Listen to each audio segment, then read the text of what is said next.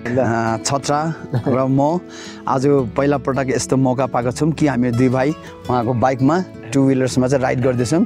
Total हाम्रो journey आजको यात्रा खासै गरी मेरो चाहिँ 318 किलोमिटर, तर उहाँले चाहिँ मलाई 118 किलोमिटरसम्म पुर्याउनुहुन्छ। अनि हेर्दै जाऊँ यात्रा कस्तो हुन्छ। सकिन्जेलसम्म हामी तपाईँलाई कम्प्लिट भिडियो देखाउन चाहन्छु, कोसिस गर्छौँ र समयले साथ दियो भने। र 118 किलोमिटरसम्म हामी बाइकमा जान्छौँ। त्यसको पछि म फर्दर डिस्टेन्स 200 किलोमिटर चाहिँ बाई फ्लाइट लिनेछु काठमाडौँ पोखराबाट। हेर्दै जाऊँ भिडियो कस्तो तपाईँलाई राम्रो लाग्छ होला। ठाउँ ठाउँमा हामीले राम्रो राम्रो ठाउँ देखेकोहरू चाहिँ देखाउँछु होइन छत्र सर? ल है त, हस्, थ्याङ्क यू।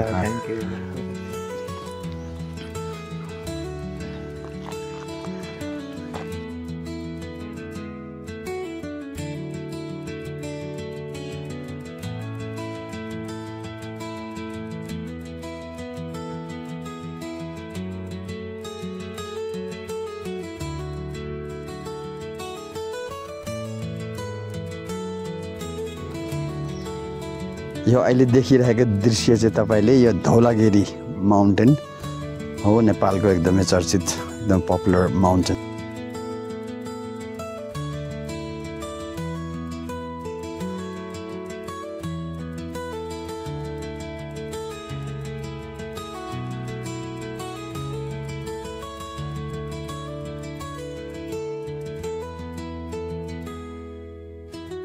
अनि यतापट्टि हेर्दै जाऊँ हाम्रो बिस्तारै अलिकति माछा पुच्छ्रीहरू पनि देखिन्छ। यो ठाउँबाट त्यति राम्रो घामको रिफ्लेक्सन भएर राम्रो देखेको छैन, but I am trying to show you कस्तो देख्छ। लेट्स सी कि सिधै तपाईँले जुन एउटा हिल देख्दै हुनुहुन्छ यसलाई घुम्टे हिल भन्छन्।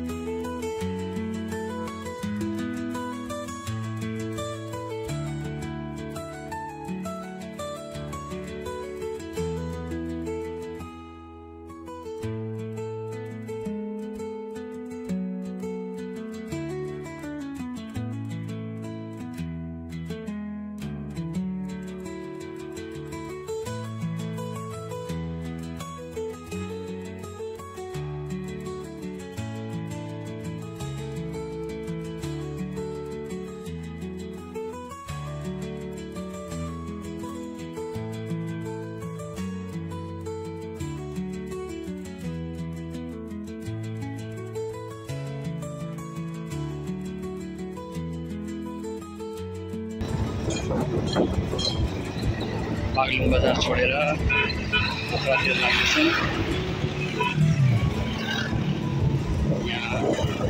यहाँदेखि 1 घन्टामा हामी लुम्ले पुग्छौँ।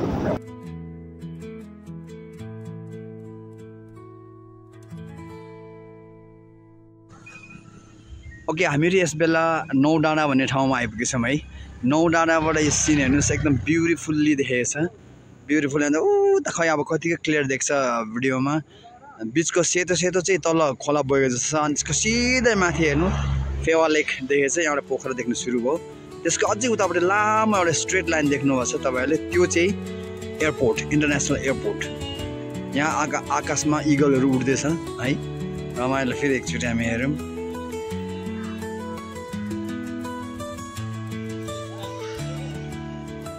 पोखराको सिन एउटा देख्न थाल्यो ब्युटिफुल्ली। अब हामी यहाँदेखि करिब 40 मिनटमा हामी पोखरा पुग्छौँ।